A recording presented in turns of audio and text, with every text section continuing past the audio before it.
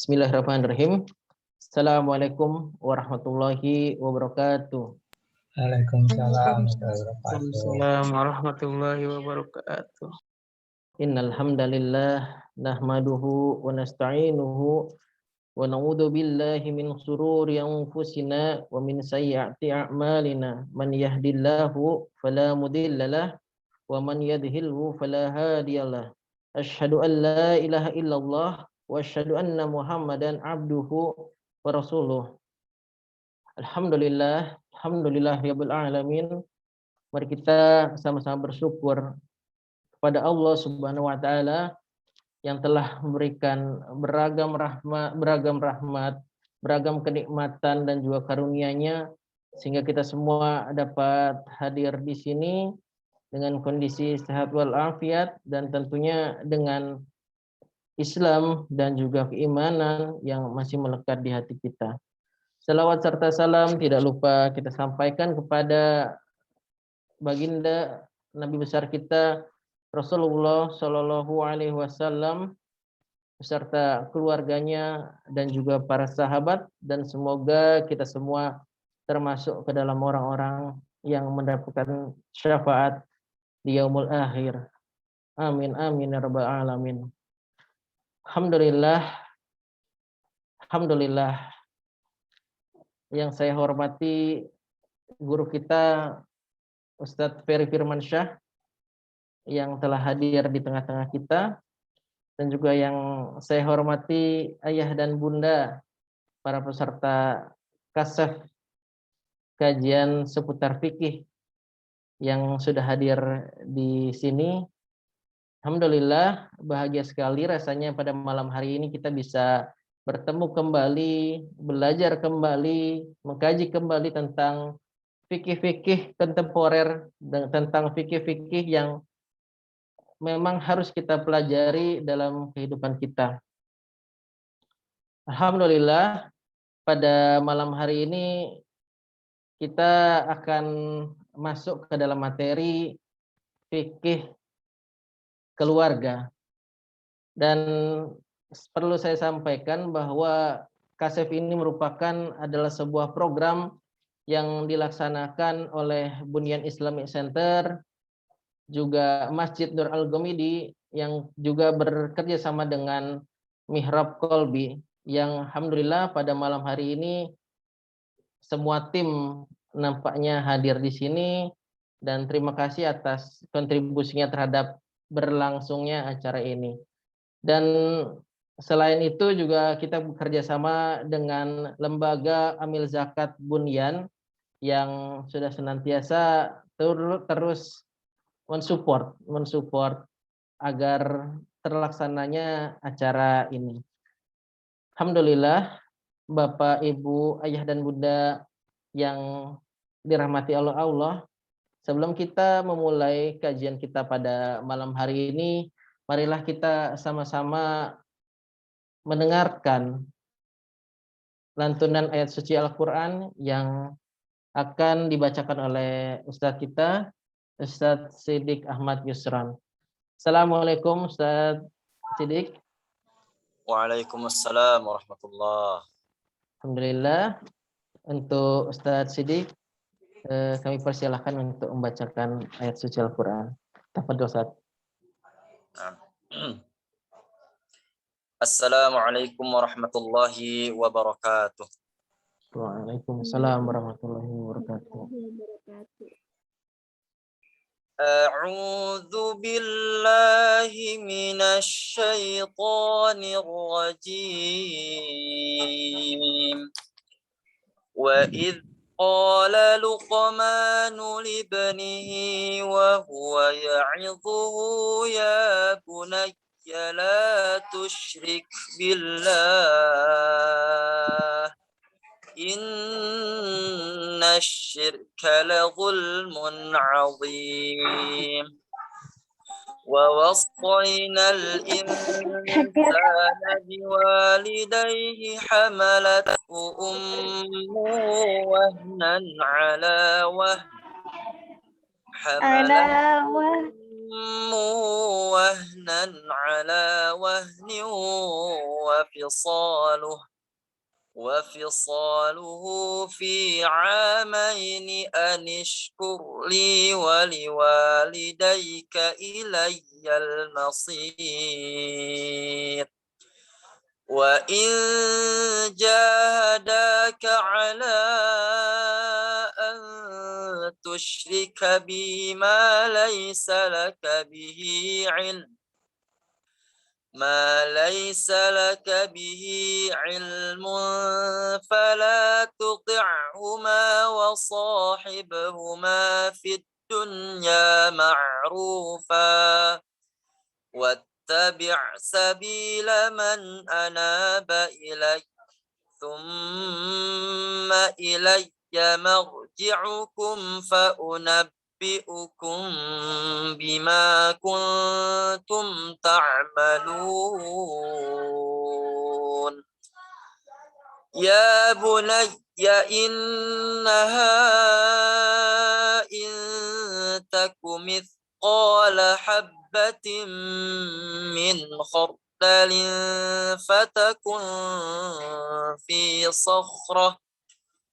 فتكن في صخرة أو في السماوات أو في الأرض يأت بها الله إن الله لطيف خبير يا بني الصلاة وأمر بالمعروف وانه عن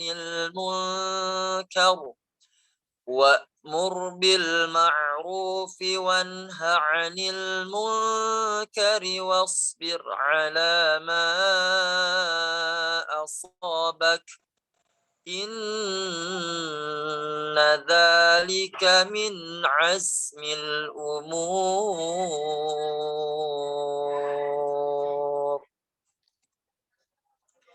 Dan ingatlah ketika Luqman berkata kepada anaknya, ketika dia memberi pelajaran kepadanya, wahai anakku, janganlah engkau mempersekutukan Allah. Sesungguhnya mempersekutukan Allah adalah benar-benar kezaliman yang besar. Dan kami perintahkan kepada manusia agar berbuat baik kepada kedua orang tuanya. Ibunya telah mengandungnya dalam keadaan lemah dan bertambah-tambah, dan menyapihnya dalam usia 2 tahun. Bersyukurlah kepadaku dan kepada kedua orang tuamu, hanya kepada aku kembalimu. Dan jika keduanya memaksamu untuk mempersekutukan aku dengan sesuatu yang engkau tidak mempunyai ilmu tentang itu, maka janganlah engkau menaati keduanya. Dan pergaulilah keduanya di dunia dengan baik. Dan ikutilah jalan orang yang kembali kepadaku. Kemudian hanya kepadaku tempat kembalimu. Maka akan aku beritahukan kepadamu apa yang telah kamu kerjakan. Luqman berkata, wahai anakku, sungguh jika ada sesuatu perbuatan seberat biji sawi dan berada dalam batu atau di langit atau di bumi, niscaya Allah akan memberi balasan. Sesungguhnya Allah Maha Halus lagi Maha Teliti. Wahai anakku, laksanakanlah salat dan suruhlah manusia berbuat yang ma'ruf dan cegahlah mereka dari yang munkar dan bersabarlah terhadap apa yang menimpamu. Sesungguhnya yang demikian itu termasuk perkara yang penting. Shadaqallahul azim. Allahumma arhamna bil Quran. Assalamualaikum warahmatullahi wabarakatuh. Waalaikumsalam warahmatullahi wabarakatuh. Ya, jazakallah khair Ustaz Sidik atas bacaan dari suci Al-Quran. Alhamdulillah, telah kita simak bersama lantunan ayat suci Al-Quran yang telah dibacakan oleh Ustaz Sidik. Semoga dengan dibacakannya ayat suci ini menjadi wasilah turunnya keberkahan dan rahmat Allah serta ketenangan dalam hati kita, dan semoga malaikat berkenan menaungi majelis kita dimanapun para hadirin berada. Masya Allah, tadi luar biasa sekali Ustaz Sidik, suaranya begitu indah begitu merdu, nagomnya juga begitu indah, dan makhraj dan sifat-sifat hurufnya begitu fasih keluar dari lisannya.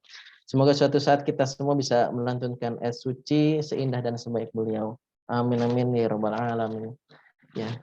Syukran Ustaz Sidik. Semoga kebaikan untuk antum. Baik, ayah dan bunda peserta kajian seputar fikih, peserta KASEF. Akhirnya kita akan membahas sebuah tema tentang keluarga. Islam didirikan atas tradisi keilmuan. Jadi tradisi Islam adalah dibangun dasarnya adalah ilmu. Sehingga dalam setiap aspek kehidupan, dalam setiap apa yang kita lakukan kesehariannya, tentunya juga ada ilmu yang mengiringinya. Nah, pada malam hari ini kita mencoba belajar bersama-sama tentang ilmu fikih tentang keluarga. Ternyata dalam perjalanan berumah tangga, perjalanan berkeluarga, pastinya ada ilmu-ilmu yang harus kita pelajari. Dan pada malam hari ini kita mengambil sebuah tema, yaitu nikah membawa berkah, yang insya Allah akan segera disampaikan oleh guru kita Ustadz Ferry Firmansyah. Assalamualaikum Ustadz. Waalaikumsalam warahmatullahi wabarakatuh. Ya, alhamdulillah Ustadz Ferry Firmansyah sudah siap nampaknya untuk memberikan materi-materinya. Ya Ustadz. Ya, baik. Ya, alhamdulillah. Baik, mari kita sama-sama mendengarkan materi-materi yang akan disampaikan oleh Ustadz Ferry Firmansyah. Untuk waktu dan tempatnya saya persilahkan Ustadz Ferry untuk menyampaikan materinya. Tafadhol Ustadz, saya undur diri terlebih dahulu. Assalamualaikum warahmatullahi wabarakatuh. Baik, bismillahirrahmanirrahim. Assalamualaikum warahmatullahi wabarakatuh. Waalaikumsalam warahmatullahi warahmatullahi wabarakatuh. Innal hamdalillah nahmaduhu wa nasta'inuhu wa nastaghfiruh wa na'udzu billahi min shururi anfusina wa min sayyiati a'malina innahu may yahdihillahu fala mudilla lahu wa may yudlil fala hadiya lahu wa ashhadu an la ilaha illallah wahdahu la syarika lah wa ashhadu anna Muhammadan abduhu wa rasuluh alladzi la nabiyya ba'dah. Allahumma salli wa sallim ala sayyidina wa habibina wa maulana Muhammad sallallahu alaihi wasallam wa ala alihi wa ashabihi wa man tabi'ahum bi ihsanin ila yaumiddin, amma ba'du. Ayah bunda yang dimuliakan Allah Subhanahu wa taala, para guru, rekan-rekan semuanya yang sama-sama hadir pada kesempatan malam hari ini, kita berdoa mudah-mudahan Allah Subhanahu wa taala senantiasa memberikan keberkahan kepada kita semuanya, dan mudah-mudahan kita semuanya selalu diberikan kemudahan untuk istiqomah melaksanakan syariat Allah Subhanahu wa taala. Ayah bunda yang dimuliakan Allah Subhanahu wa taala, insyaallah luar biasa pada kesempatan hari ini sudah banyak yang hadir, ya, baik dari Jakarta, ya, jamaah Bunyan Islamic Center, kemudian Mihrab Qalbi, kemudian Masjid Al-Ghamidi, ya, Madrasah Bunda, dan jamaah dari Karawang, Bandung. Alhamdulillah semuanya bisa berkumpul pada kesempatan malam hari ini untuk sama-sama mengaji kajian seputar fikih yang mudah-mudahan menjadi ilmu yang bermanfaat bagi kita semuanya. Dan sebagaimana yang sudah diinformasikan mungkin oleh panitia bahwa kajian kita insya Allah akan mengkaji fikih secara bertahap, ya, A sampai Z-nya. Setiap pekan temanya berbeda-beda. Untuk pekan pertama kita akan mengkaji masalah ibadah, pekan kedua tentang muamalah, pekan ketiga tentang waris, dan pekan keempat tentang fikih pernikahan. Yang insya Allah mudah-mudahan ini menjadi ilmu yang bermanfaat bagi kita semuanya, menjadi bekal bagi kita semuanya di dalam melaksanakan syariat Allah Subhanahu wa taala. Ayah bunda yang dimuliakan Allah Subhanahu wa taala, materi atau tema yang akan kita kaji pada kesempatan malam ini yaitu tentang fikih pernikahan. Masih pengantarnya. Insya Allah bertahap terus kita akan kaji sesuai dengan apa yang ada di dalam kitab-kitab fikih.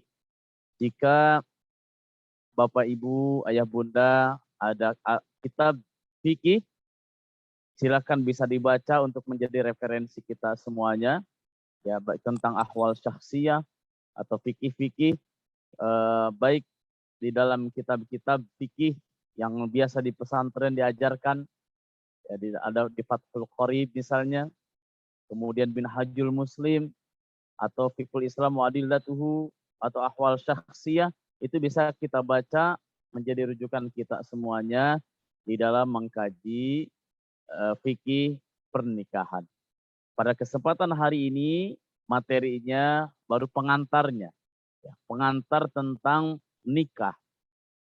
Saya tahu bahwa di sini yang hadir bukan hanya para bujang, ya, para bujang hidin atau para gadis, tetapi juga banyak yang sudah menikah, banyak yang sudah punya anak, bahkan ada yang sudah punya cucu.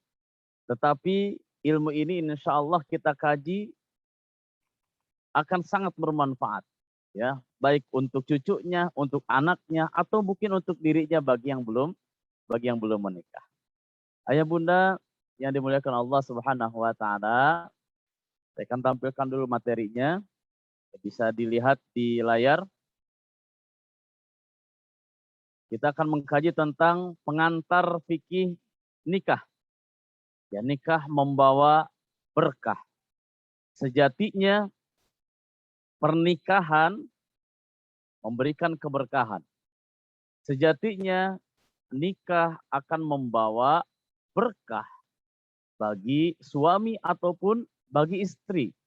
Bahkan bagi keluarga besar, kedua belah pihak, baik keluarga besar istri ataupun keluarga besar suami.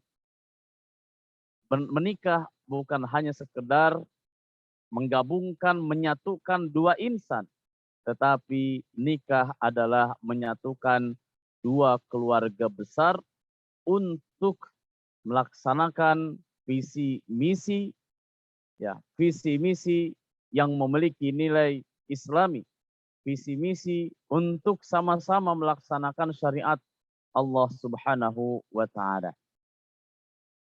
Ayah bunda yang dimuliakan Allah Subhanahu wa taala. Kita awali dari definisi. Apa yang dimaksud dengan nikah? Ya. Apa yang dimaksud dengan nikah? Apakah nikah ini harus secara resmi atau nikah hanya sekedar mohon maaf berhubungan? Apakah itu juga termasuk juga nikah? Kalau kita lihat definisi apa yang maksud dengan nikah? Nikah itu adalah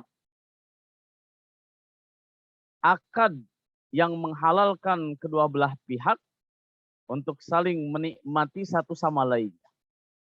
Ini definisi nikah. Akad yang menghalalkan kedua belah pihak. Yang dimaksud ada suami istri untuk saling menikmati satu sama lain. Saling menikmati di sini bukan hanya sifatnya zahir dan sifatnya biologis saja.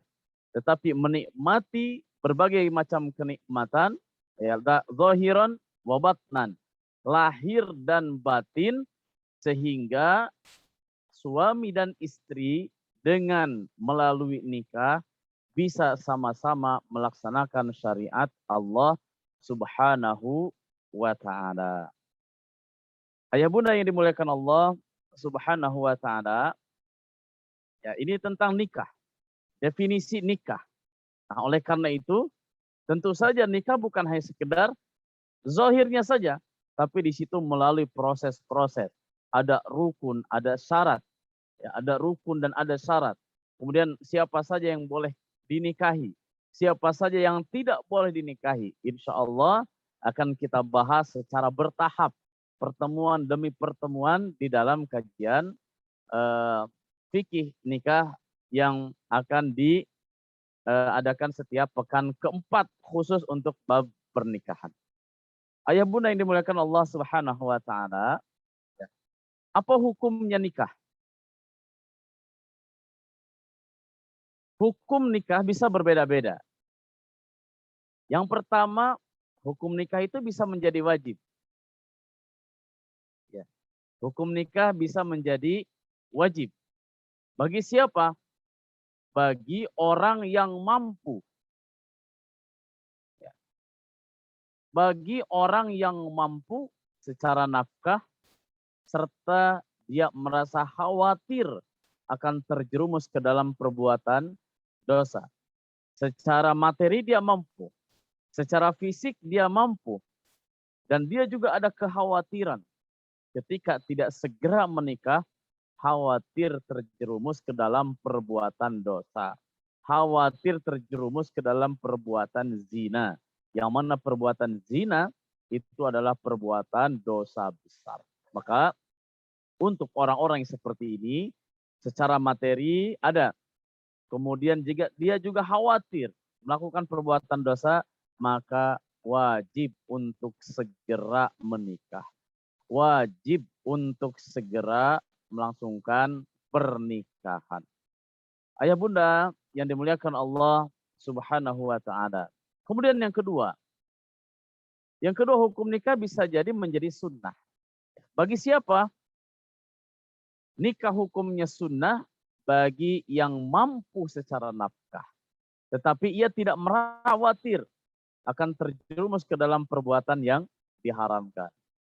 Ayah bunda, secara zahir dia masih ada kemampuan. Secara materi ada kemampuan, tapi dirinya masih bisa menahan. Belum ada kekhawatiran terjerumus ke dalam perbuatan yang diharamkan oleh Allah Subhanahu wa ta'ala. Namun demikian, tetap bagi seorang laki-laki, perempuan tetap disunahkan untuk menikah. Ya, karena menikah ini bagian dari sunnah Rasulullah Shallallahu Alaihi Wasallam. Faman raghiba an sunnati falaysa min. Rasulullah Shallallahu Alaihi Wasallam bersabda, ini adalah merespon. Rasulullah Shallallahu Alaihi Wasallam melihat ada beberapa sahabat yang dia mengucap bahwa dirinya tidak akan pernah menikah. Kenapa dia tidak akan menikah? Di antaranya adalah kekhawatiran. Kalau sudah nikah, ibadahnya menjadi terganggu. Kalau sudah nikah, khawatir ya kecintaan dirinya kepada Rasulullah menjadi berkurang. Khawatir kecintaan dirinya dengan Allah Subhanahu wa ta'ala menjadi berkurang. Nah, oleh karena itu, ketika Rasulullah SAW mendengar, Rasulullah bersabda, "Faman raghiba an sunnati falaysa minna." Barang siapa yang meninggalkan sunnahku, maka bukan dari golongan umatku. Saya seorang nabi, saya juga saum, saya juga puasa, saya juga menikah, kata Rasulullah. Oleh karena itu, tidak ada halangan sebenarnya dengan menikah, kemudian ibadah menjadi berkurang. Tidak ada halangan sebenarnya dengan menikah, kemudian kecintaannya kepada Allah, kecintaannya kepada Rasulullah menjadi berkurang. Tetapi justru menikah sejatinya semakin menguatkan dirinya untuk sama-sama menguatkan antara suami dan istri untuk sama-sama mengharapkan ridha dan ampunan Allah Subhanahu wa ta'ala. Ayah bunda yang dimuliakan Allah Subhanahu wa ta'ala. Kemudian nikah pun bisa menjadi haram. Nikah pun bisa menjadi haram. Bagi siapa? Bagi yang tidak mampu secara nafkah dan terjadi khawatir zalim kepada pasangannya. Ya, misalnya ada penyakit tertentu ya penyakit tertentu, dia tidak mampu secara nafkah, kemudian dia juga punya masalah-masalah tertentu, ya sehingga menzolimi pasangannya, menzolimi suami, menzolimi istri, istri menzolimi suami, wabil khusus berkaitan dengan suami. Karena suami memiliki kewajiban untuk memberikan nafkah. Dia tidak mampu memberikan nafkah kepada keluarganya dan dia pun punya masalah tersendiri sehingga tidak bisa melaksanakan ya kewajibannya secara sempurna di dalam hubungan pernikahan. Ayah bunda yang dimuliakan Allah Subhanahu wa taala. Nah, ini hukum nikah. Ya, yang selanjutnya, nikah pun bisa menjadi makruh. Makruh bagi siapa? Nikah hukumnya makruh bagi orang yang tidak mampu secara nafkah. Dia pun tidak memiliki kesempurnaan dalam hubungan. Ya, di antaranya masalah seksualnya. Namun, bila calon istrinya dia rela dan punya harta untuk mencukupi kehidupannya, maka diperbolehkan. Silahkan menikah meskipun makruh hukumnya. Kenapa? Karena menafkahi keluarga bukan kewajiban istri, tetapi tetap menjadi kewajiban suami. Hukumnya adalah makruh. Ayah bunda yang dimuliakan Allah Subhanahu wa taala. Yang selanjutnya bisa jadi mubah. Ya, bisa jadi mubah. Mubah itu boleh pilihan. Ya, mubah itu pilihan. Mubah itu adalah ketika orang yang berada pada tengah-tengah antara dia terdorong untuk menikah karena sunnah, kemudian mencegah dirinya untuk menikah karena mungkin kondisi tertentu yang menyebabkan dirinya belum terdorong untuk menikah. Antara boleh dan menghindar dari nikah, maka ini hukumnya adalah mubah. Di satu sisi dia mampu, tapi di satu sisi lain misalnya dia masih ada kewajiban-kewajiban yang lain yang tidak bisa dia tinggalkan dan khawatir terganggu dengan adanya pernikahan. Maka hukumnya adalah boleh. Ayah bunda yang dimuliakan Allah Subhanahu wa taala, nah, oleh karena itu ya kita harus melihat kondisi baik bagi teman-teman ya yang belum menikah atau orang tua yang sudah menikah kemudian ya sudah memiliki anak atau memiliki saudara, bisa melihat saudaranya, bisa melihat anaknya, bisa melihat cucunya, apakah mereka sudah wajib nikah atau belum? Apakah masih kategori sunnah atau masih haram atau masih makruh atau masih mubah? Nah, sehingga menjadi pertimbangan di dalam keluarga ketika mungkin dia sudah punya putranya, sudah dewasa, sudah besar, apakah dia sudah layak untuk menikah atau belum. Ayah bunda yang dimuliakan Allah Subhanahu wa taala ya, untuk menguatkan beberapa masalah di atas, ada beberapa hadis Rasulullah Shallallahu alaihi wasallam ya, terkait dengan hubungan pernikahan. Yang pertama diriwayatkan dari Abdullah bin Mas'ud.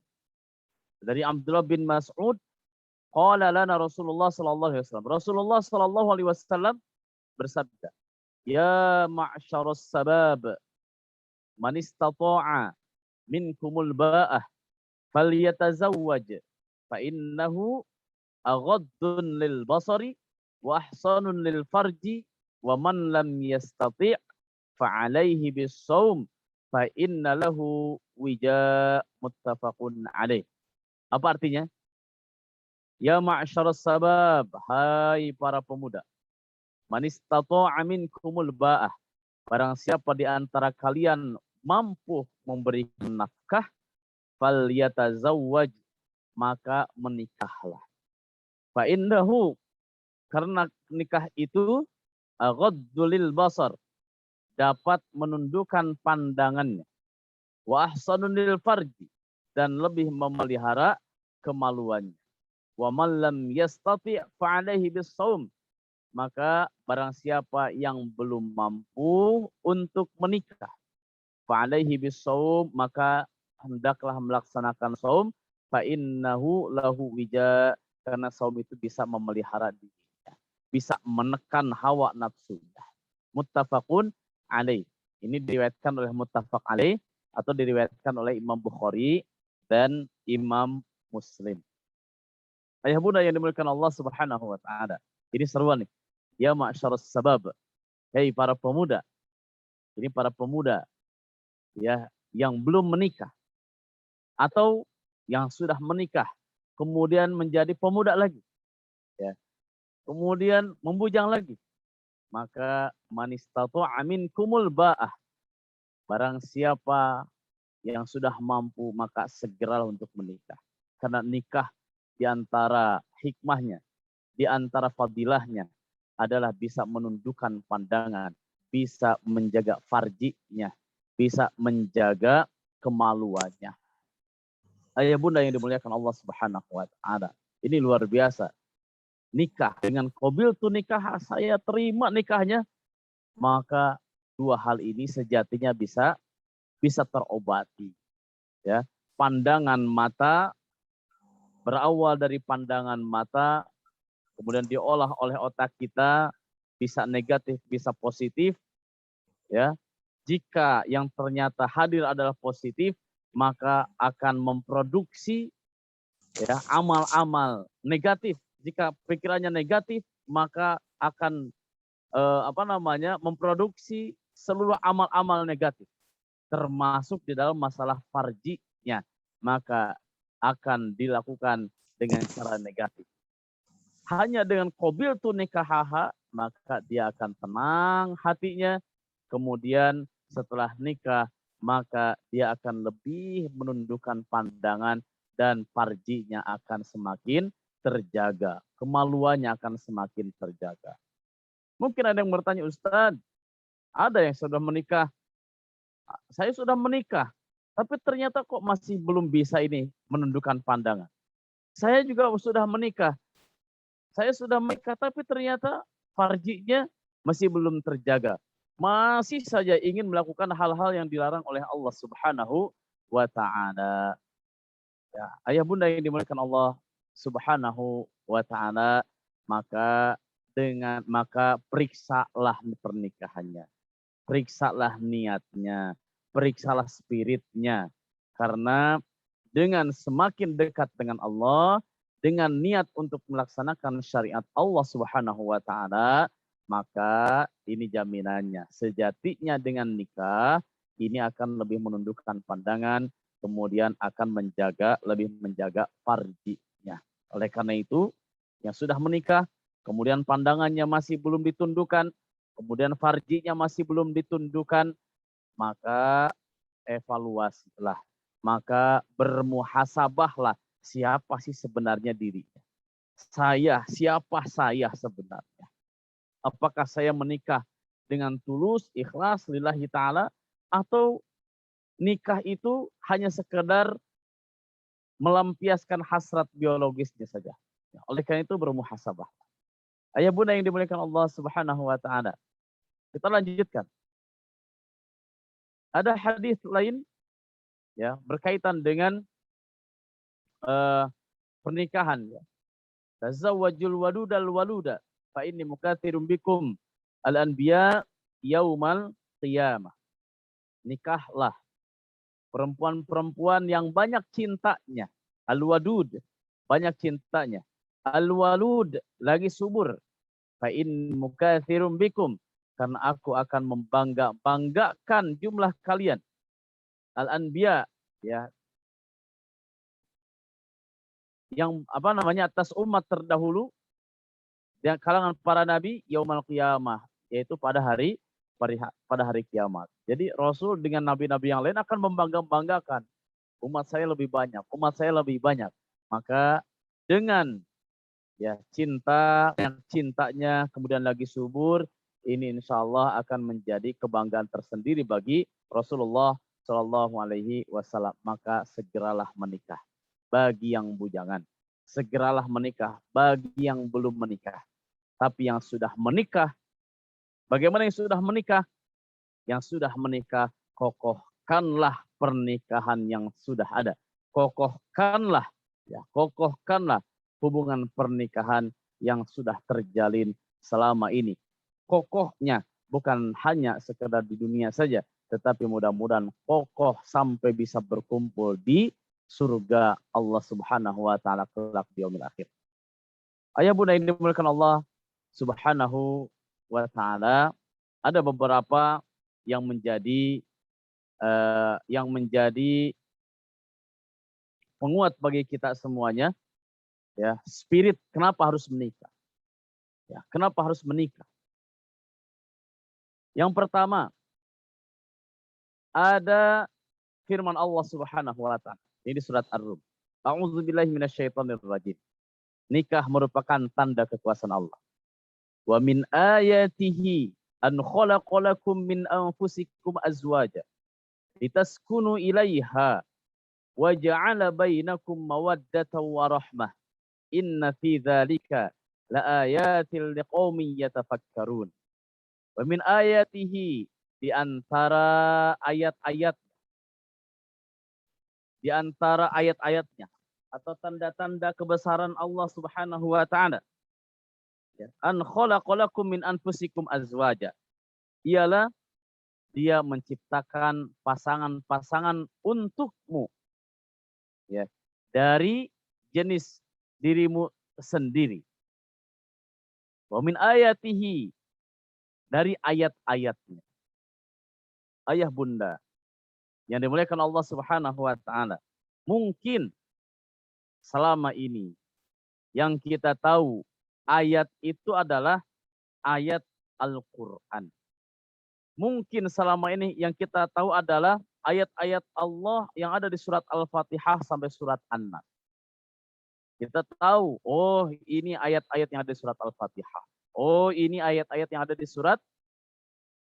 ayat-ayat di surat Al-Baqarah, di surat Ali Imran, di surat An-Nisa, dan di surat-surat yang lainnya. Tapi ternyata ada ayat lain yang Allah ciptakan. Ayat-ayat lain yang Allah ciptakan yang ternyata itu adalah orang yang ada di samping kita. Adalah orang yang senantiasa menyertai kehidupan kita. Siapa? Itulah pasangan hidup. Ketika suami mungkin di satu hari suami marah luar biasa. Tapi ketika suami marah kepada istrinya, maka suami harus ingat bahwa orang yang ada di hadapannya adalah ayat Allah. Begitu juga istri. Ketika istrinya marah kepada suaminya, maka ingat orang yang ada di hadapannya itu adalah ayat-ayat Allah. Ya. Oleh karena itu, jika suami merasa bahwa dirinya adalah ayat-ayat bagi istrinya, istri merasa dirinya adalah ayat bagi suami, istri melihat bahwa suaminya adalah ayat bagi diri, ayat-ayat Allah. Suami melihat bahwa istrinya adalah ayat-ayat Allah. Mungkin ketika sama-sama paham bahwa semuanya adalah ayat Allah, mungkin tidak akan terjadi KDRT. Mungkin tidak akan terjadi perselisihan yang menyebabkan dirinya semakin jauh dari Allah Subhanahu wa taala.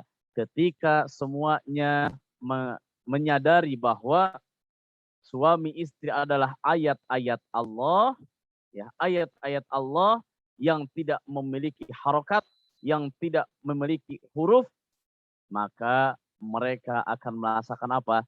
Litaskunu ilaiha. Mereka akan merasakan ketentraman jiwa. Litaskunu ilaiha. Dia akan merasakan sakinah, merasakan kenikmatan, ketentraman jiwanya. Kenapa? Ada ayat Allah di situ. Ketika suami mengatakan qabiltu nikahaha, saya terima nikahnya, ya, si fulanah binti fulan dengan mas kawin sekian gram dibayar tunai, gitu ya. Plong hatinya. Ya, kenapa plong hatinya? bahagia hatinya. Seolah-olah dunia ini adalah seolah dunia ini milik dirinya sendiri. Kenapa? Karena Allah betul-betul langsung menanamkan sakinah kepada diri. Wa ja'ala bainakum mawaddah, dan dijadikan mawaddah. Apa itu mawaddah? Kasih sayang. Ya. Kasih sayang. Litaskunu ilaiha, ketenangan, kemudian lahirlah kasih sayang. Mungkin ya ada orang yang mencari cinta, mungkin ada orang yang mencari ketenangan, tetapi mencari ketenangannya bukan dengan cara nikah. Mungkin ketenangan, mungkin kepuasan, tapi kepuasannya adalah hanya sebatas sementara saja. Tetapi dengan nikah, maka dia akan merasakan ketentraman di dalam dirinya, kemudian dia akan merasakan cinta dan kasih sayang di antara keduanya. Ayah bunda yang dimuliakan Allah Subhanahu wa ta'ala, ya, tenang, kemudian ketentraman, rasa cinta, mawaddah warahmah, cinta dan kasih sayang. Apa itu cinta? Ya, cinta itu, mawaddah itu, ya, kalau di dalam terjemah terkadang hanya sebatas cinta. Cinta itu apa? Apakah hanya sekedar mengucapkan I love you begitu? Atau hanya sekedar mengucapkan aku sayang padamu? Atau seperti apa? Kalau kita lihat mawaddah itu adalah saling mengisi sebenarnya. Mawaddah itu saling mengisi. Saling mengisi kelemahan-kelemahan, kekurangan-kekurangan yang ada pada pasangan. Mungkin pasangan punya kekurangan, tapi kekurangan itu ternyata bisa ditutupi oleh suami. Suami punya kekurangan, bisa ditutupi oleh kelebihan yang dimiliki oleh istri. Makanya untuk mendapatkan mawaddah, maka saling melengkapilah, saling menghargai ketika ada kekurangan-kekurangan di salah satu pihak. Warahmah, ya, warahmah dan rahmat. Rahmat itu seperti apa? Rahmat itu, Bapak Ibu, Ayah Bunda yang dimuliakan Allah Subhanahu wa ta'ala, rahmat itu apa? Rahmat itu seperti halnya, ya, kasih sayang. Seperti halnya ada nenek-nenek, kakek-kakek. Nenek-nenek, kakek-kakek, dia berjalan berdua. Ya, berjalan berdua, dia menuju satu tempat sambil pegangan tangan, masya Allah, indah banget, ya, sehidup semati. Dia setia, suaminya setia kepada istrinya, istrinya setia kepada suaminya. Dia tanpa beban, terus melangkah, ya, dia merangkah. Kenapa? Karena kasih sayangnya sudah menyatu. Kata suami, ku tahu yang kau mau. Kata istrinya, ku tahu yang kau mau. Ini adalah kasih sayang yang terjalin dari sakinah, kemudian mawaddah, kemudian warahmah. Ini lahir dari pernikahan. Ayah bunda yang dimuliakan Allah Subhanahu wa ta'ala. Kalau kita yang dicari bukan ini, bukan sakinah, yang kita cari bukan mawaddah, yang kita cari bukan rahmah, maka yang terjadi adalah yang dia cari adalah yang zahirnya saja. Yang dia akan cari adalah yang lahir secara lahirnya saja. Secara fisiknya saja. Laki-laki menikah dengan suami, dengan istri, dan seorang perempuan kemudian menjadi istrinya. Ketika ditanya, Pak, kenapa menikahi perempuan ini? Oh, karena dia cantik. Oh, cantik, luar biasa. Dia yang dia kejar ada kecantikannya. Padahal yang namanya kecantikan, yang namanya kegantengan, ya, seperti halnya bunga. Cantik itu seperti bunga. Mekar, ya, mekar, kemudian merekah, semerbak, harum. Namun setelah itu apa yang terjadi? Setelah merekah, harum, kemudian semakin layu, dan setelah layu, mati. Itulah kecantikan. Makanya ada seorang laki-laki ketika awal nikah melihat perempuan, melihat istri yang seperti bunga yang sedang merekah. gitu ya, enak dipandang mata, senang melihatnya, senang megangnya. Tapi ketika sudah mulai layu, maka laki-laki sudah mulai pindah hatinya ke yang lain. Gitu. Kenapa? Karena dia tidak mendapatkan sakinah dan mawaddah. Kenapa? Karena yang dia cari adalah yang zahir. Begitu juga dengan istri. Ketika sudah mulai layu, sudah mulai menguning, dirinya resah, dirinya bimbang, dirinya was-was. Kenapa was-was? Karena khawatir ketika dirinya layu, kemudian hati suaminya pindah hati ke orang lain. Akhirnya apa? Akhirnya apa yang terjadi? Dia berusaha dengan berbagai macam cara, untuk menjaga wajahnya, menjaga fisiknya agar tetap muda, agar tetap merekah. Bunga pasti layu.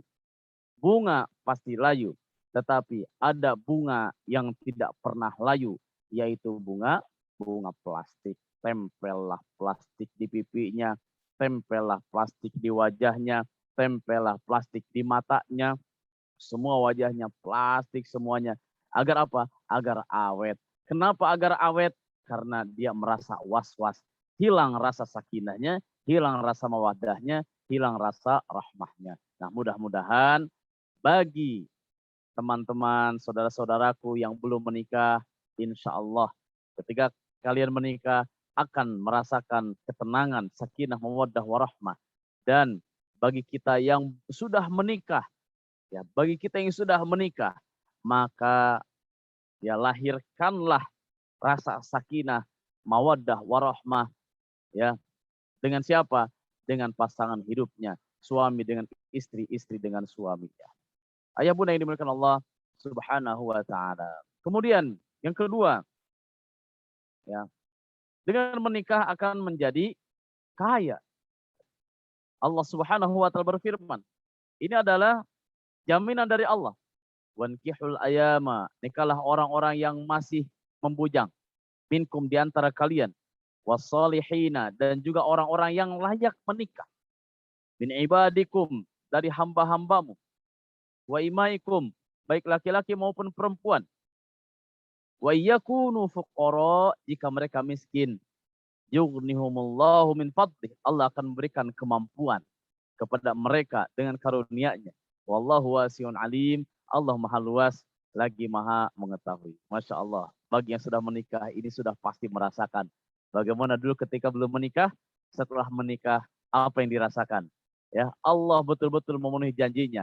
Iyakunu fuqara, jika kalian wahai para suami gak punya apa-apa, yughnihumullahu min fadli, Allah akan memberikan kecukupan, Allah akan memberikan kemampuan, Allah akan memberikan kekayaan. Maka gak usah khawatir, gak usah khawatir. Perintah Allah tidak akan memadaratkan umatnya. Perintah Allah, nikah adalah perintah Allah, maka akan memberikan kemaslahatan untuk umatnya, termasuk di dalam masalah materi. Ayah bunda yang dimuliakan Allah Subhanahu wa taala, kemudian dengan menikah menyempurnakan setengah agama. Rasulullah sallallahu alaihi wasallam bersabda, "Man razaqahullahu imra'atan salihatan." Barang siapa yang diberi karunia oleh Allah seorang istri yang salehah, faqad a'anahu ala syatri dinihi. Berarti Allah telah menolongnya. Untuk apa? Menyempurnakan setengah agamanya. Falyattaqillaha, oleh karena itu bertakwalah kepada Allah, bisyatril baqi, di setengah sisanya. Setakwa apapun kita, sesoleh apapun kita, rajin ke masjid, rajin ngaji, rajin baca Quran, rajin sedekah, tapi belum menikah, maka agamanya baru setengah. Tapi kalau sudah menikah, maka sempurnalah keimanan kita, sempurnalah agama kita. Ataupun sebaliknya, barang siapa yang sudah menikah, dia mendapatkan setengah agamanya. Setengah agamanya. Dan apa? Falyattaqillaha fi syatril baqi, kemudian Jika yang sudah menikah, dia sudah sempurnakanlah setengahnya lagi dengan apa? Dengan takwa kepada Allah Subhanahu wa taala. Ayah bunda yang dimuliakan Allah Subhanahu wa taala. Kenapa ini nikah kok disebut menyempurnakan setengah agama? Ya. Karena dengan nikah itu ya, jika kita tidak nikah, maka tadi di hadis yang sudah disampaikan, pertama dengan seorang bujang pemuda yang belum menikah, maka matanya dan farjinya sangat rentan, tidak terkendali. Ya. Pandangan dan kemaluannya sangat rentan, tidak terkendali.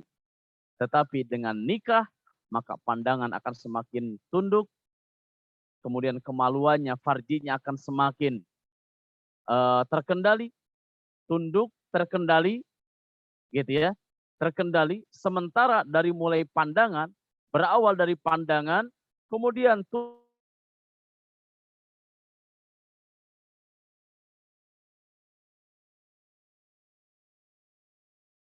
yang sangat besar di hadapan Allah Subhanahu wa taala. Maka sangat wajar menikah adalah setengah agama dan setengahnya lagi adalah ketakwaan kepada Allah. Jika kita sudah menikah, kita sudah mendapatkan setengahnya, maka sempurnakan setengahnya dengan meningkatkan ketakwaan kita kepada Allah Subhanahu wa taala.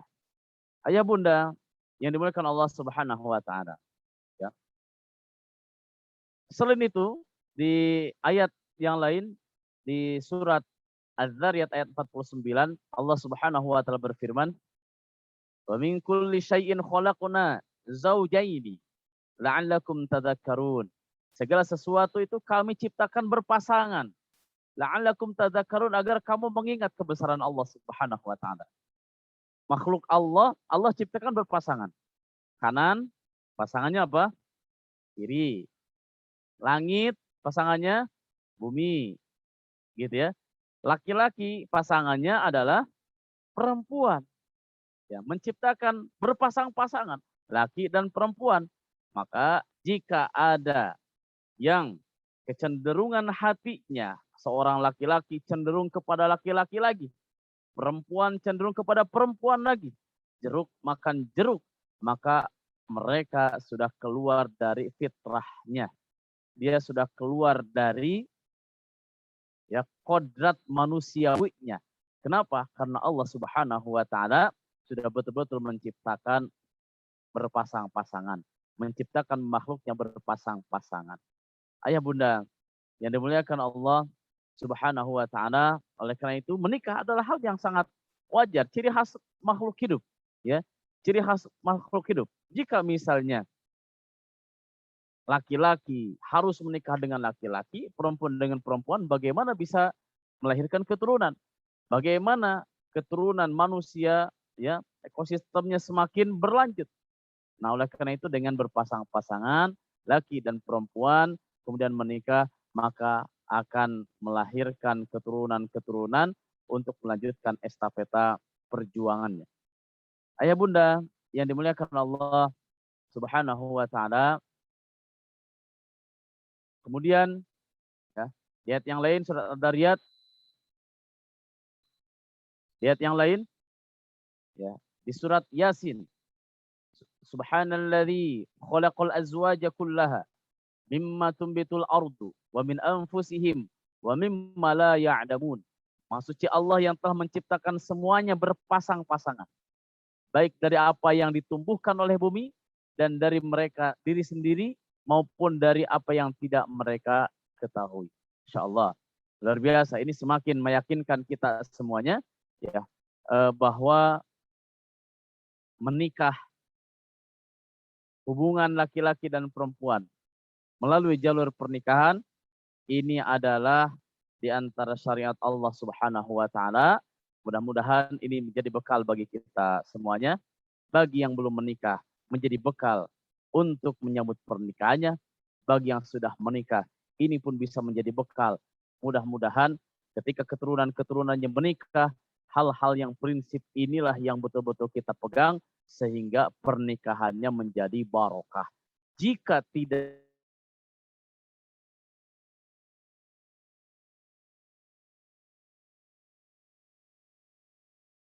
seorang ibu yang dia pikirkan hanya materi, maka yang lahir adalah bukan keberkahan, tapi yang lahir adalah jauh dari keberkahan Allah Subhanahu wa taala. Tetapi ketika prinsip-prinsip pernikahan itu betul-betul kita pegang, baik untuk anak-anaknya, keturunannya, maka insya Allah pernikahan yang akan dialami oleh anak-anak kita, oleh cucu-cucu kita, maka yang akan lahir adalah pernikahan yang barokah, mendatangkan sakinah, mendatangkan mawaddah, dan mendatangkan rahmah. Wallahu a'lam bishawab. Itu saja mungkin yang bisa saya sampaikan pada kesempatan malam hari ini. Mudah-mudahan bermanfaat ya, untuk kita semuanya. Jazakumullah khairan katsiran. Aqulu qawli hadza wa astaghfirullahal azim li wa lakum. Wassalamualaikum warahmatullahi wabarakatuh. Selanjutnya saya kembalikan ke Ustaz Pan. Waalaikumsalam. Ya, jazakallah khair. Ustaz Ferry Firmansyah. Masya Allah, ini baru pengantar, sudah sangat dalam ya. Jadi saya juga merasa sesuatu. Ya, alhamdulillah, kita langsung saja buka sesi tanya jawab. Ayah dan bunda yang dirahmati Allah, bagi siapa saja yang ingin bertanya, saya persilahkan. Apabila ada yang ingin menanya langsung, boleh silahkan raise hand.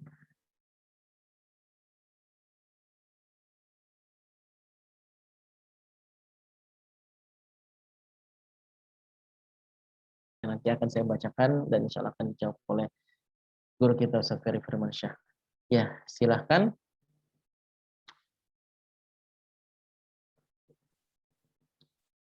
Assalamualaikum warahmatullahi wabarakatuh. Waalaikumsalam warahmatullahi wabarakatuh. Waalaikumsalam warahmatullahi wabarakatuh. Ini Ibu siapa? Yang mana ya tadi? Saya Sri Utami, Pak. Oh, Ibu Sri Utami ya. Baik. Yang apa ya? Ibu Sri Utami terlebih dahulu, kemudian ada yang resen juga atas nama hamba Allah. Iya. Jadi habis Ibu Sri Utami nanti Bapak atau Ibu hamba Allah yang akan bertanya. Silakan Ibu Sri Utami. Ya, terima kasih atas kesempatannya. Saya ingin pertama-tama mengucapkan terima kasih. Udah ya, terima kasih lagi. Saya merasa tersentuh. Gimana ya? Pokoknya Pak Ustadz Ferry ini bahasanya itu bahasa yang mengena, salah satu bahasa yang mengena di hati saya itu bahwa dia memanggil kita audiens itu dengan ayah bunda. Itu bagi saya lebih gimana gitu, ayah bunda itu kan bahasa Indonesia yang sangat pas gitu dibanding bahasa, maksudnya kalau dipanggil ayah bunda itu karena kita memang orang Indonesia itu bagi saya lebih pas gitu daripada misalnya terus terang kalau ada yang memanggil abi, umi, kata saya masih lebih asing gitu bahasa seperti itu. Dan menurut saya sih itu pribadi ya, hak masing-masing, tapi bagi saya itu panggilan ayah bunda itu sangat membuat saya jadi lebih tertarik dengan Pak Ustadznya sendiri, maksudnya gitu ya. Terus yang keduanya ini kan masalah pernikahan ya. Kebetulan saya sih belum punya menantu ya, karena anak saya masih kecil, terus juga ya belum ini aja, anak-anak saya juga belum siap untuk menikah. Tapi teman-teman anak saya itu banyak yang sudah menikah. Di antara teman-teman anak saya itu begitu awal-awal pernikahan itu mereka rata-rata dari beberapa teman anak saya itu rata-rata begitu menikah itu mereka langsung dihadapkan dengan berbagai permasalahan, baik masalah perekonomian, masalah ada pil lah, ada will lah gitu, atau memang kalau kita ingat-ingat sendiri, kalau kita ingat-ingat sendiri pada waktu awal pernikahan saya dengan ayahnya gitu ya. Memang pada awal-awal pernikahan itu selalu ada permasalahan ya, tapi lama-kelamaan alhamdulillah kita jalani dengan baik sampai sudah tidak terasa saya sudah menikah dengan suami selama kurang lebih 26 tahun. Masya Ya, Allah. jadi Barakallah. tapi apa saya pikir memang kalau setiap awal-awal pernikahan itu permasalahan itu selalu ada gitu bagi pasangan baru gitu. Atau bagaimana menurut Pak Ustadz sendiri atau pengalaman Pak Ustadz sendiri seperti apa gitu. Ya itu saja mungkin dari saya waktu yang minggu kemarin saya tidak bisa bergabung karena ada permasalahan, ada keluarga yang meninggal gitu. Jadi saya minggu kemarin tidak bisa bergabung. Terima kasih. Mangga hatur nuhun. Assalamualaikum warahmatullahi wabarakatuh. Waalaikumsalam warahmatullahi wabarakatuh. Masya Allah. Ini langsung dijawab Ustaz Pandu apa gimana ini? Bang Ustadz langsung dijawab saja. Langsung saja, khawatir lupa. Ya, betul. Masya Allah, luar biasa. Barakallah. Bu Sri Utami atau mamanya Neta. Ya, Masya Allah, luar biasa.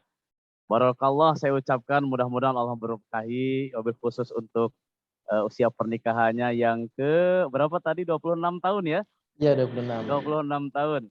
Mudah-mudahan pernikahannya langgeng, bukan hanya di dunia, tapi nanti insya Allah dikumpulkan bersama di surga insya Allah. Amin.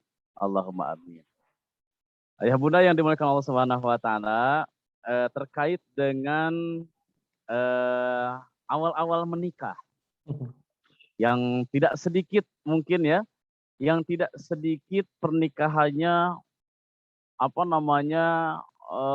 banyak masalah, ya banyak masalah. Kemudian bahkan tidak sedikit juga ada orang yang baru nikah. Qabil tu nikah seminggu kemudian aku ceraikan kamu. Gitu ya. Tidak sedikit bahkan di media medsos yang berseliweran ke WhatsApp, di WhatsApp atau di medsos di Facebook ataupun di berita, Masya Allah luar biasa. Ada yang menikah qabil tu nikah, saya terima nikahnya, kemudian sejam kemudian sudah cerai. Bagaimana caranya mereka berpikir ya? Apakah pernikahan hanya untuk main-main saja atau seperti apa? Ayah bunda yang dimuliakan Allah Subhanahu wa Ta'ala. Kalau kita kembalikan di surat Ar-Rum ayat 30, Allah Subhanahu wa Ta'ala berfirman, "Wa min ayatihi an khalaqalakum min anfusikum azwaja." Ini secara prinsip bahwa tanda-tanda Allah itu, ayat-ayat Allah itu ya, menciptakan pasangannya. Menciptakan pasangan. Litaskunu ilaiha, agar mendapatkan ketenangan. Dengan dia mengucapkan saya terima nikahnya, maka Allah langsung berikan ketenangan. Tapi ketenangan itu bisa saja hanya ketenangan sesaat pada kesempatan itu, kemudian dia tidak bisa meraih mawadah dan rahmah, atau dari ketenangan kemudian dia akan naik level mendapatkan mawadah dan akan naik level lagi mendapatkan rahmat Allah Subhanahu wa Ta'ala. Apa yang menjadikan pembeda? Tenang itu ya tenang. Betul-betul Masya Allah, di perempuan yang dicari. Perempuan yang saya idam-idamkan.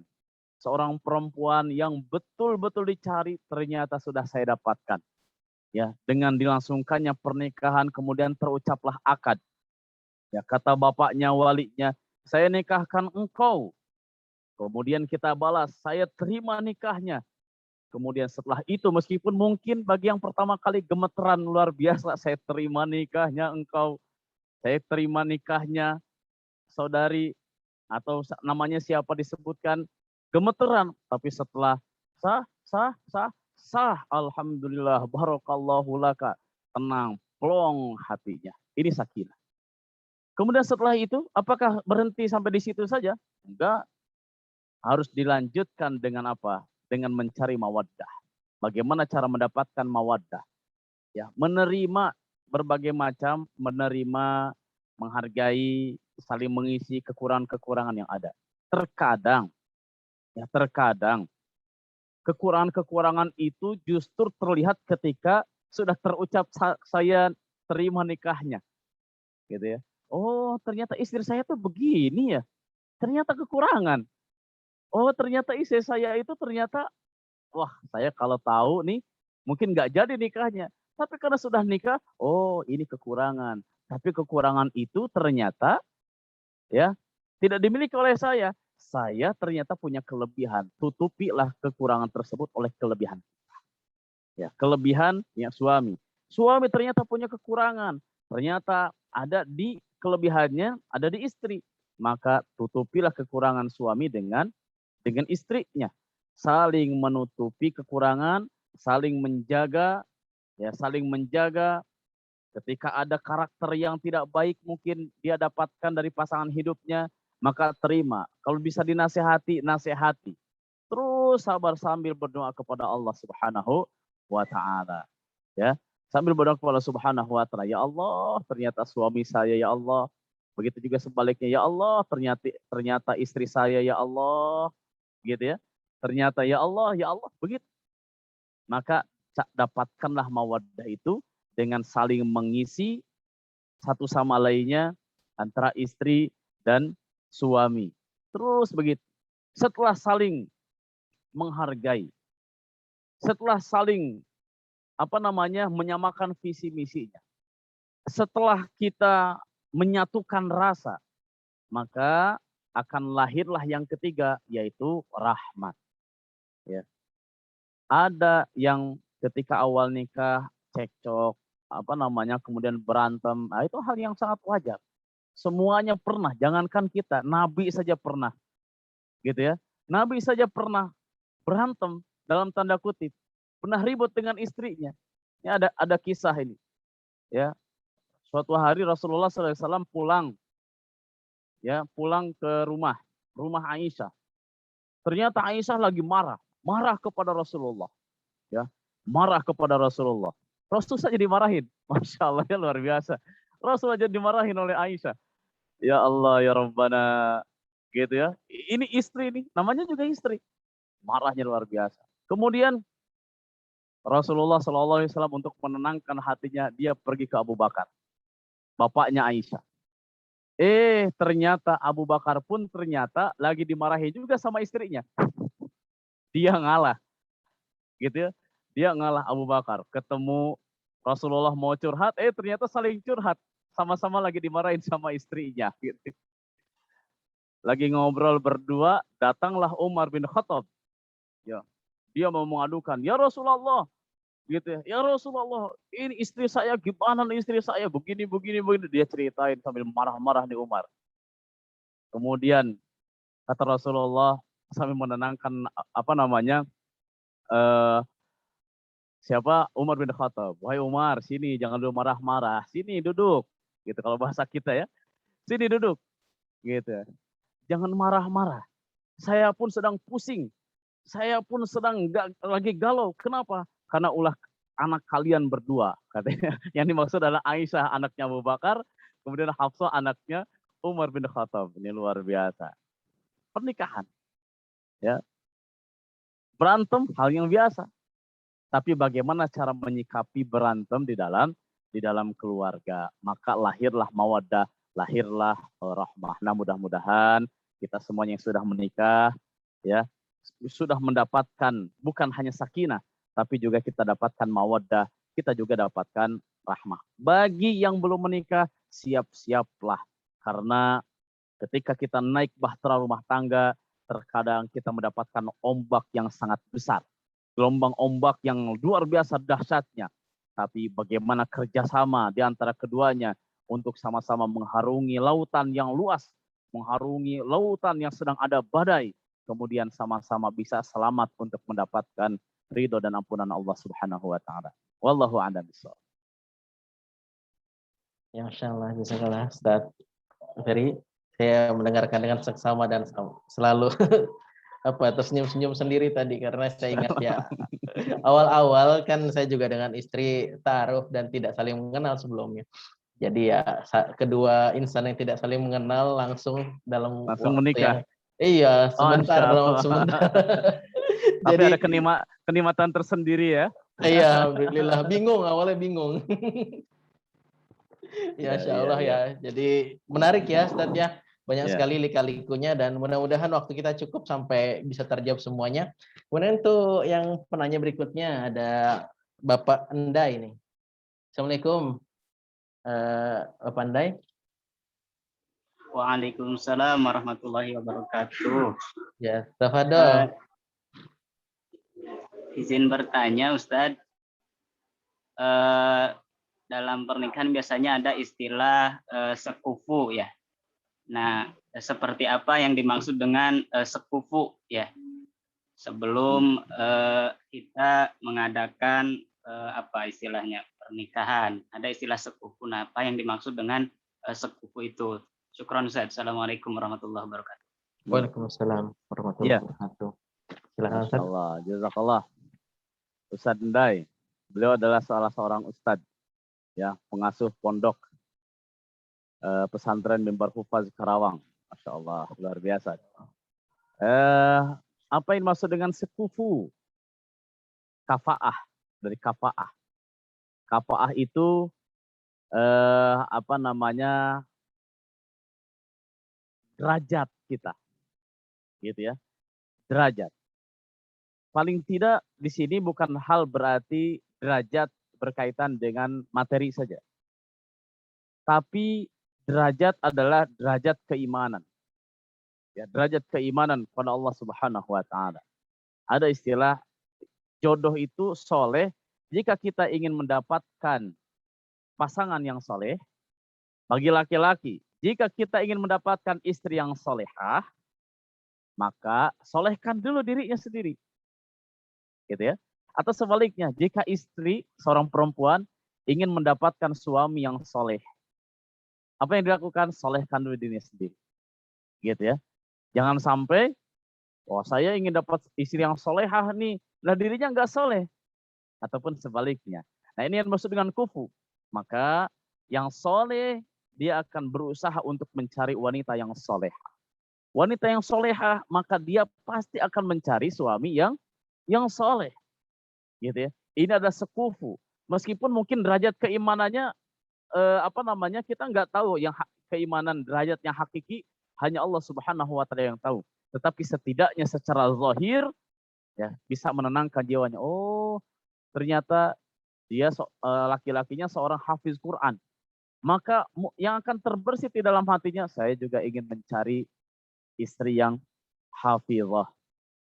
Istri yang hafizah, saya juga ingin mencari suami yang hafiz Quran. Masya Allah. Bahkan orang tuanya pun sekalipun, orang tuanya, Masya Allah, anak saya sudah hafiz Quran, Alhamdulillah. Maka saya akan berusaha mencarikan pasangannya yang sama-sama hafiz Quran. Dia berdoa, ya Allah, ya Allah, ya Allah. Ya, ini adalah yang namanya sekufu. Ya. Nah, tapi kadang ada yang melihat sekufu itu, yang satu level itu berkaitan dengan harta. Tetapi sejatinya yang hakiki itu adalah tentang keimanannya, kesolehannya. Kalaupun untuk harta, ya untuk harta, maka sebenarnya tidak menjadi hal yang prinsip, tidak menjadi hal yang apa namanya, yang mutlak. Ketika dia seorang yang kaya harus mencari perempuan yang kaya juga, ataupun sebaliknya. Tapi bagi yang tidak kaya, dia masih fakir, masih fuqara, jaminan Allah yughnihumullah, maka Allah akan memberikan kemampuan, ya Allah akan berikan kekayaan bagi pemuda yang belum memiliki kekayaan dengan menikah insya Allah. Jadi intinya sekufu itu adalah dari taraf keimanan kesolehannya. Mudah-mudahan yang belum menikah, ya yang belum menikah, sekufunya dalam kebaikan. Yang soleh ketemu dengan yang solehah. Yang solehah ketemunya dengan yang soleh. Amin. Allahumma amin. Wallahu a'lam bishawab. Ya, Ustaz. Jadi itu masih mencari yang sekufu. Jadi jodoh itu sebetulnya sudah ditentukan, sudah ditakdirkan, atau memang harus diupayakan, Ustaz? Iya. Jodoh sudah ditentukan. Ya, jodoh sudah ditentukan, tapi tetap kita ikhtiar siapa gitu ya. Kan ikhtiar itu minimal kita minta ke orang tua. Ayah, bunda, umi, abi gitu ya. Mama, papa, abah, emak. Saya kan udah besar, saya sudah menikah. Kira-kira siapa yang akan jadi jodoh saya? Dia akan mencari itu. Orang tua mencari, kita pun mencari. Siapa? Ada di mana ya jodoh saya? Gitu ya. mencari jodoh. Jodoh sudah ditentukan, tapi celahnya di mana nih? Adanya di mana? Maka tetap kita ikhtiar. Ya, kita minta bantuan guru-guru kita minta bantuan orang tua kita. Ya, Ustadz, kira-kira ya Ustadz punya santri enggak Ustadz? Saya sudah mau menikah, tolong carikan Ustadz, saya ingin mencari istri yang salehah. Barangkali ada di antara santri Ustadz yang sudah siap menikah. Tuh, ini kan ikhtiar. Gitu, ikhtiar. Kalau misalnya dia sudah tahu dia sudah menikah tapi nggak ada ikhtiar, diem aja gitu ya di rumah, nggak pernah mencari, ya dia tidak akan mendapatkan jodohnya. Oleh karena ikhtiar, dia harus ada ikhtiarnya tetap ya untuk mencari jodoh, meskipun pada akhirnya Allah yang menentukan jodohnya. Ada orang yang pacaran 5 tahun 6 tahun pas akad nikahnya sama orang lain. Ada juga kita yang belum pernah ketemu, seperti halnya yang dialami oleh Ustadz Pandu, belum pernah ketemu begitu ya, ternyata jodohnya, oh ini jodoh saya gitu ya, belum pernah ketemu, tiba-tiba dikenalkan langsung jadi menikah. Nah inilah memang jodohnya, harus kita rawat, kita jaga, intinya untuk mendapatkan sakinah, mawaddah, warahmah, bukan hanya untuk sekedar melampiaskan hasrat biologis. Wallahu a'lam bishawab. Ya, alhamdulillah. Ini ada beberapa pertanyaan lagi. Saya ke chat dulu ya, Ustadz ya, yang tertulis. Ya, sebelum ada Bapak Abdul Muiz seperti yang bertanya juga.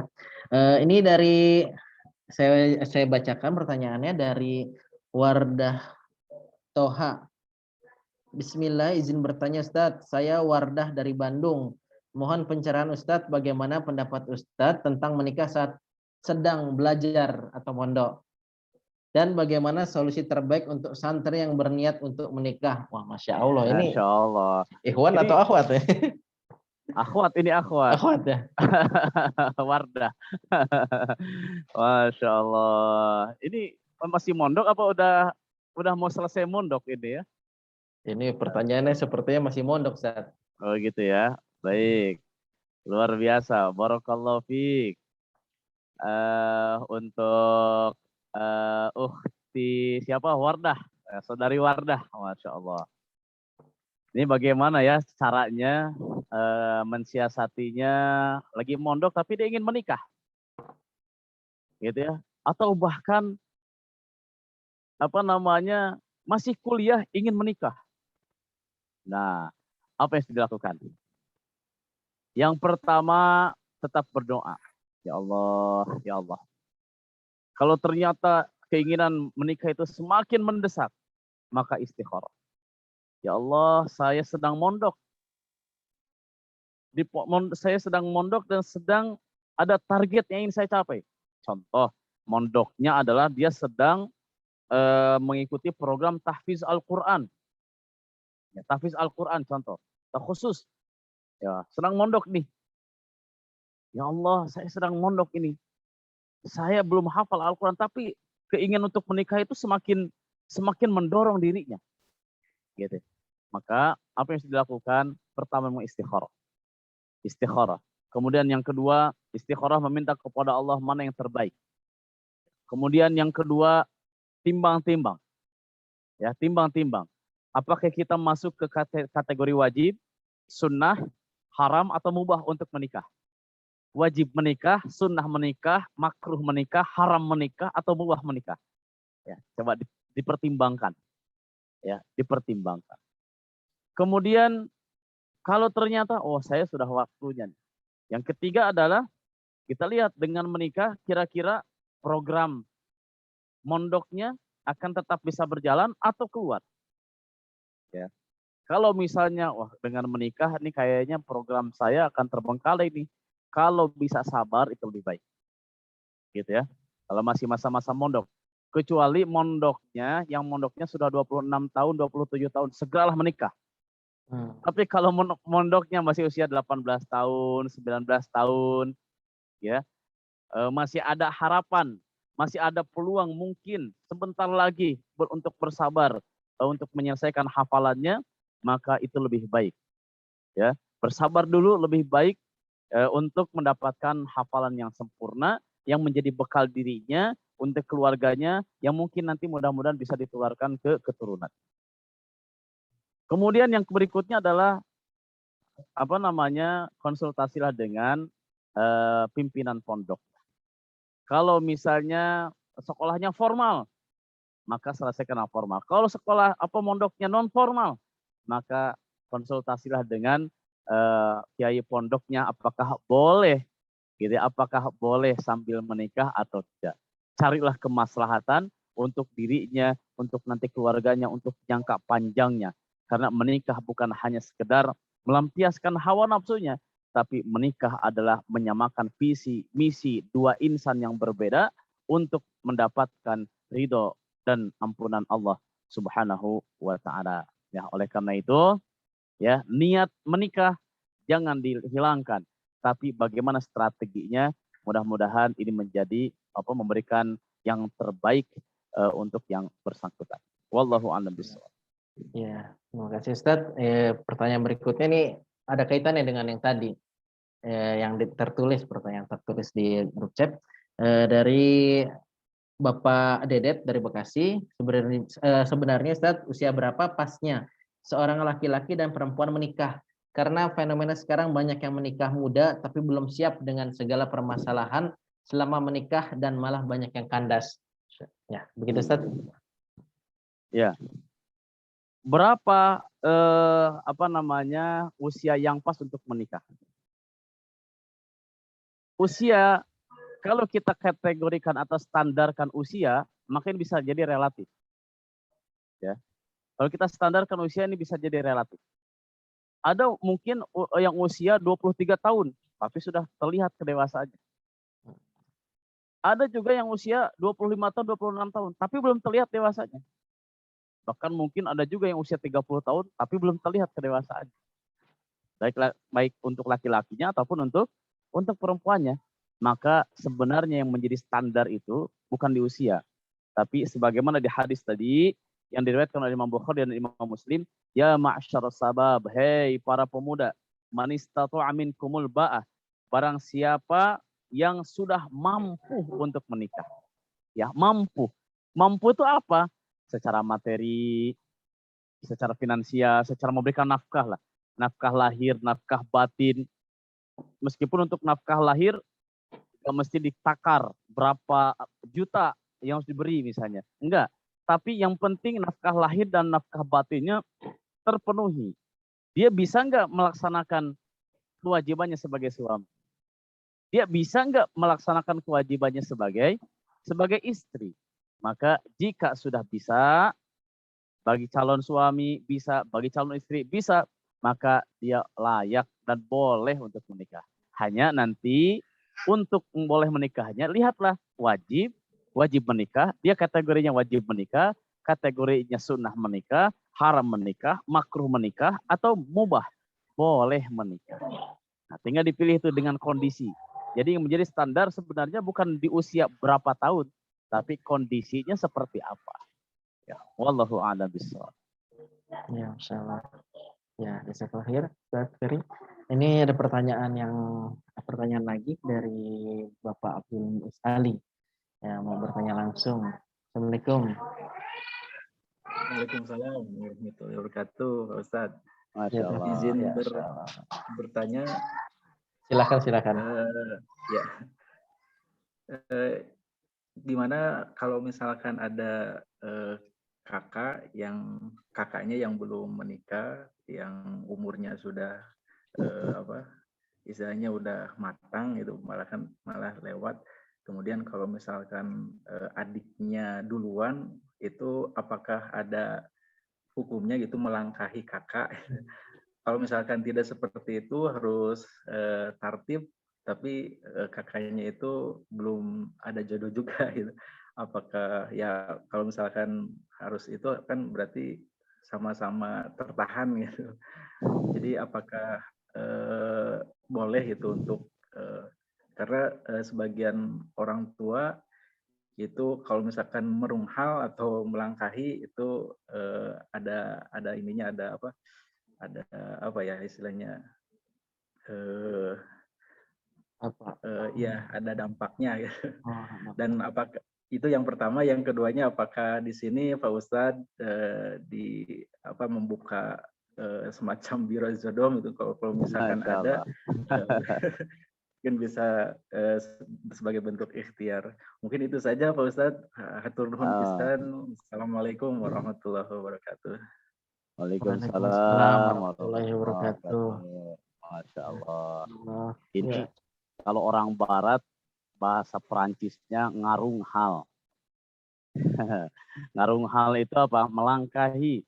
Kakaknya belum menikah karena belum ada jodohnya atau kondisinya belum memungkinkan, tapi adiknya sudah sangat memungkinkan untuk menikah. Ya, biasanya rata-rata kalau kakaknya laki-laki, adiknya perempuan, gitu ya. Tapi tidak sedikit juga kakaknya perempuan, adiknya laki-laki, malah adiknya yang laki-laki yang sudah siap menikah. Apakah harus berurutan atau boleh melangkahi? Di dalam Islam sebenarnya nggak ada syariat harus berurutan. Harus anak pertama dulu, anak kedua, ketiga, keempat, kelima, terus sampai ke bawahnya. Ya, hanya terkadang memang ada adat istiadat. Adat istiadat yang berlaku di masyarakat. Kayaknya kalau misalnya melangkahi itu kayaknya kesannya itu ya kurang enak dilihat saja gitu. Meskipun boleh-boleh saja secara syariat. Nah, oleh karena itu, karena ketika nanti melangkahi tidak melanggar syariat, maka untuk menyelesaikan hukum adat yang ada di masyarakat, maka bisa diselesaikan dengan musyawarah. Bermusyawarahlah pihak keluarga, adik dan kakaknya, minta izin, kakak, abang, teteh, gitu ya. AA, saya sudah siap menikah nih. Saya sudah ada jodohnya. Mohon izin, boleh nggak saya menikah terlebih dahulu? Gitu ya. Insya Allah, kalau kita sampaikan dengan musyawarah, maka hasilnya adalah maslahat untuk semua pihak. Kakaknya yang dilangkahi nggak merasa dilangkahi, tetap bahagia karena adiknya sudah menikah. Begitu juga adiknya tidak merasa nggak enak dengan kakaknya karena dia sudah mendapatkan izin dari kakaknya, dari keluarganya, dia menikah dan bisa bahagia. Gitu ya. Jadi bermusyawarahlah, insya Allah bermusyawarahlah untuk mendapatkan solusi yang terbaik bagi semua pihak. Ya. Baik itu. Kemudian yang kedua, biro jodoh. Ada nggak biro jodohnya Ustadz Pandu? Nah, kalau untuk urusan biro jodoh, memang ini bagiannya Ustadz Pandu. Ya, mungkin silakan Ustadz Pandu. Dari saya mungkin untuk pertanyaan langkah melangkahi itu saja. Wallahu a'lam bishawab. Mudah-mudahan bermanfaat. Silakan Ustadz Pandu. Ya, jazakallahu khair Ustadz Ferry. Ya, insya Allah nanti kita selepas ini akan saya sampaikan untuk membuka kita akan membuat WhatsApp group Ustadz. Jadi untuk forum silaturahim dan juga informasi pertanyaan dan informasi kegiatan dan sebagainya. Dan sebelum acara tadi ternyata banyak yang WhatsApp saya kok tidak mendapatkan informasi, ada apa enggak? Wah, perasaan kita sudah nge-share ya. Tapi ternyata yang biasa ter-share tapi belum mendapatkan informasi mungkin hilaf atau apa, atau ada beberapa yang grup yang belum diinikan. Jadi insya Allah saya share untuk grup WhatsApp, kita akan membentuk dan insya Allah menjadi forum silaturahim, dan nanti juga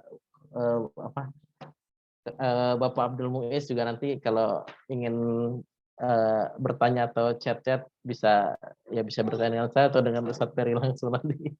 Ya, baik Ustadz, ini ada 2 pertanyaan lagi, mau diselesaikan apa dijawab saja? Ya, mangga mungkin ini terakhir mungkin ya. 2 pertanyaan? Boleh. Baik, 2 pertanyaan lagi, dan ini menjadi 2 pertanyaan penutup sehingga saya langsung bacakan keduanya saja Ustaz ya. Ya, boleh. Ya. Bismillah, ini pertanyaan dari Ibu Lydia. Ustadz, saya Ummu Hasna ingin bertanya kenapa ada terjadi pernikahan yang berbeda kesolihan, contohnya Fir'aun dan istri yang solehah. Ya, syukran. Pertanyaan yang satunya lagi, Assalamualaikum Ustadz, izin bertanya ini dari Ibu Tiu Ilya. Bagaimana penyelesaian masalah dari pihak keluarga dari kedua belah pihak dalam Islam?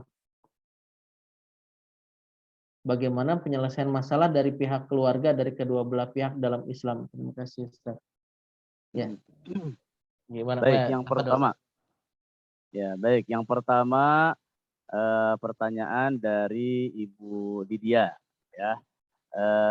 Kenapa ada pernikahan yang berbeda tingkat kesolihan ya? Contoh Fir'aun dan istrinya, Nabi Lut dengan keluarganya, Nabi Nuh dengan istrinya, gitu ya. Apa sih sebenarnya yang menyebabkan? Ya, tentu saja ini adalah ujian dari Allah Subhanahu wa Ta'ala. Ya, idealnya memang sekufu. Idealnya sekufu. Tapi ketika terjadi kasus-kasus seperti ini, maka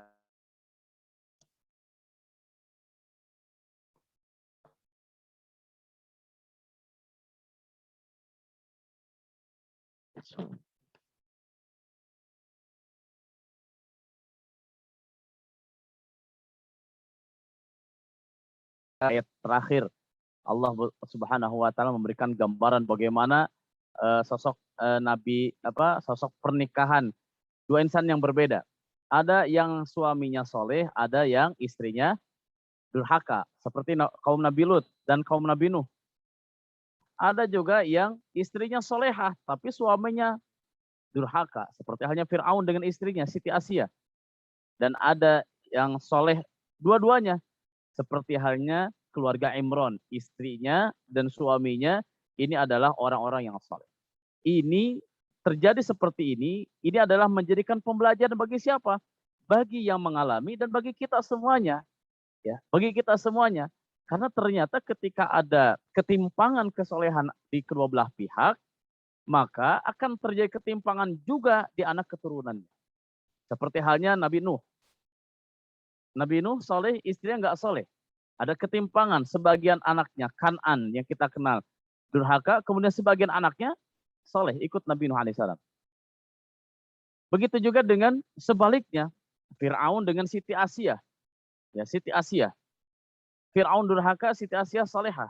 Tidak punya anak, tapi dia bisa mendidik Nabi Musa alaihissalam dan bisa menjaga Nabi Musa alaihissalam menjadi anak yang baik. Ya, yang kelak di kemudian hari Allah angkat menjadi seorang nabi. Ini menjadi pembelajaran. Dan keluarga yang ideal itu adalah suami soleh, istrinya soleh. Ini diceritakan di dalam Al-Quran, ya, agar menjadi pembelajaran. Agar anaknya soleh, maka solehkanlah suaminya, solehkanlah istrinya. Seperti halnya istrinya Imron, kemudian Imron sendiri dua-duanya soleh, kemudian lahirlah anak yang soleh, anak yang solehah, yaitu Maryam. Dari anak yang solehah kemudian dididik oleh orang yang soleh, maka lahir pula anak yang soleh, yaitu Nabi Isa alaihissalam. Nah, oleh karena itu ada kejadian-kejadian yang tidak pas seperti tadi, ini menjadi pembelajaran bagi kita semuanya. Mudah-mudahan, na'udzubillah, jangan sampai kita termasuk ya keluarga seperti keluarga Fir'aun. Ya, istri solehah, suaminya enggak soleh. Atau seperti keluarga Nabi Nuh, suaminya soleh, istrinya yang enggak soleh. Tapi mudah-mudahan kita termasuk keluarga yang soleh, solehah seperti Imran. Suaminya soleh dan istrinya pun solehah. Wallahu a'lam bishawab. Kemudian yang kedua, pertanyaan dari yang berikutnya, bagaimana menyelesaikan masalah keluarga? Dari Ibu Tiu, ya. Menyelesaikan keluarga. Faslihu bainakuma. Maka islahkanlah kedua belah pihak. Jika suami ada konflik dengan istrinya, oleh kedua belah pihak tidak bisa diselesaikan. Ya, tidak bisa diselesaikan. Terus itu berkonflik antara suami dan istrinya. Maka apa yang harus dilakukan? Nanti insya Allah akan kita kaji di pertemuan-pertemuan berikutnya. Kita ambil dari surat An-Nisa tentang hubungan pernikahan. Nanti Ayah Bunda bisa melihat di surat An-Nisa ya. Apa yang dilakukan? Maka utuslah fahkum bainahuma. Utuslah seorang hakim, penengah perwakilan dari pihak istri siapa, perwakilan dari pihak suami siapa, yang bisa menekahi, bukan memperkeruh suasana. Yang bisa menekahi kedua belah pihak. Sampaikanlah unek-uneknya, sampaikanlah konfliknya apa, masalahnya apa. Maka diselesaikan oleh masing-masing hakim keluarga yang bisa dituakan. Boleh ayahnya, boleh pamannya, siapapun yang bisa dituakan untuk menyelesaikan kedua belah pihak. Yang tugas hakim di sini bukan memperkeruh suasana, tapi untuk menyelesaikan masalah. Jika setelah didamaikan oleh hakim, didamaikan oleh pihak keluarga istri, didamaikan oleh pihak keluarga suami, ternyata kayaknya sudah susah untuk disatukan lagi, maka satu-satunya cara adalah berpisah. Meskipun kata Rasul, abghadul halal ilallahi at-talaq. Ya, halal yang dibenci oleh Allah adalah talak, perceraian. Oleh karena itu, sebelum nanti ada perceraian, sebelum nanti ketika ada masalah, sebelum suami mengucapkan saya cerai, atau istri minta cerai kepada suaminya, maka selesaikan terlebih dahulu secara internal. Baik melibatkan kedua belah pihak atau melibatkan keluarga besar kedua belah pihak. Dan ini adalah tartibnya, urutan yang harus dilewati ketika ada permasalahan di dalam keluarga. Wallahu a'lam bishawab.